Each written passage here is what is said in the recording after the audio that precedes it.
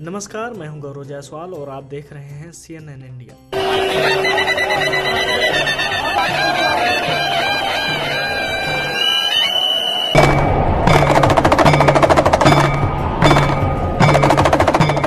भारतीय परंपरा और संस्कृति हर व्यक्ति को अपनी तरफ आकर्षित करती है। इनमें से नागा साधुओं की कहानी भी बेजोड़ है।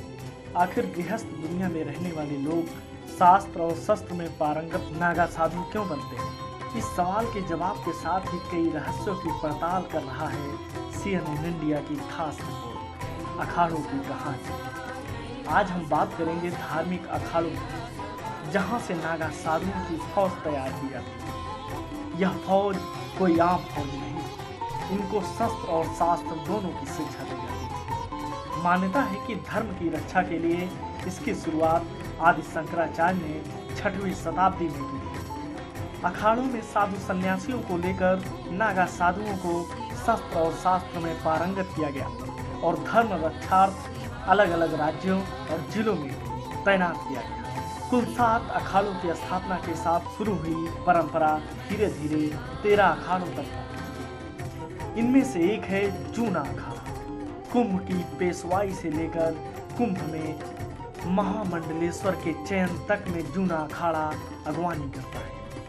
जूना अखाड़े का हेडक्वार्टर या मुख्य मठ वाराणसी के हनुमान घाट में स्थित है, जहां पर साधु सन्यासियों की दिनचर्या स्नान ध्यान से शुरू होती है और फिर धीरे धीरे गुरु सेवा, पूजा पाठ, भोजन और अध्ययन के साथ आगे बढ़ती है। जूना अखाड़े की स्थापना 12वीं शताब्दी में पाई जाती है। धर्म के जानकारों के अनुसार सन 1259 में जूना अखाड़े की स्थापना का उल्लेख मिलता है।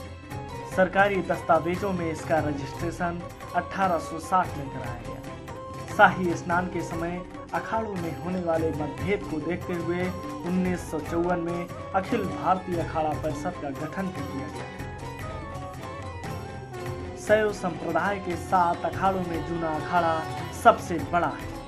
इस अखाड़े में 5 लाख से ज्यादा नागा साधु और महामंडलेश्वर सन्यासी। बताया जाता है कि जब बौद्ध संप्रदाय और अन्य संप्रदायों का वर्चस्व बढ़ता जा रहा था और सनातन धर्म पर अत्याचार हो रहे थे, तब आदि गुरु शंकराचार्य ने मठ मंदिरों को तोड़े जाने के खिलाफ विद्रोह करते हुए अखाड़ों की स्थापना की। साधु सन्यासियों को नागा साधु के रूप में उन्हें शस्त्र के साथ शास्त्र की भी शिक्षा देकर मजबूत बनाया गया। यह युद्ध कौशल में पारंगत होकर सनातन धर्म को नुकसान पहुंचाने वालों के ऊपर कहर बनकर टूटने लगे और तब से अखाड़ा परंपरा अनवरत चली आ रही है। नागा साधु बनना इतना आसान नहीं है। इनको मोह माया से बिल्कुल नाता तोड़ना होता है। प्रमाण के लिए कई परीक्षाओं से भी गुजरना होता है। जब सारी परीक्षाएं पास कर लेते हैं तो जिंदा रहते हुए ही उनका पिंडदान करा दिया जाता है।